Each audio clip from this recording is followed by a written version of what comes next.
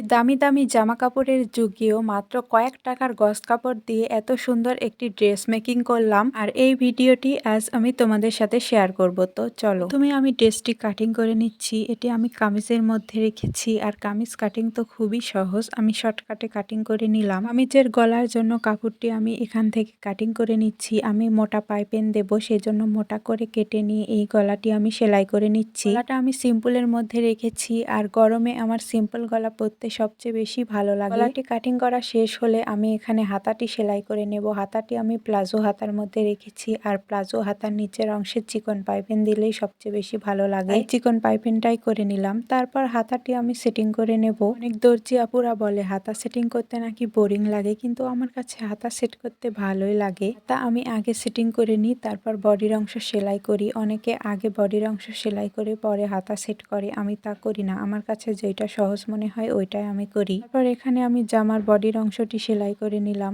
বডির থেকে অনেকটাই ঢিল করে কাটা হয়েছিল, তার জন্য একটি চাপিয়ে সেলাই করে নিলাম। সেলাই করা শেষে আমি কামিজের সাইডের অংশ মানে ফাড়া সেলাই করতে শুরু করেছি। আর ফাড়ার সেলাই খারাপ হলে তো মাথায় গরম হয়ে যায়। এটা এতটাই বেশি নরম ছিল যে ফাড়া সেলাই করতে আমি হাঁপিয়ে যাচ্ছিলাম। তারপর নিচের অংশ আমি খুব ভালোভাবে সেলাই করে নিলাম। তোমাদের কার কার সাথে এমন হয় বলো তো, সেলাই করতে করতে মাঝপথে সুতা শেষ হয়ে যায়। ফাইনালি আমার ড্রেসটি বানানো ডান। দেখো ড্রেসটি কতটা বেশি সুন্দর হয়েছে এবং এর কালার কম্বিনেশনটা। তো সবাইকে ধন্যবাদ, বাই বাই।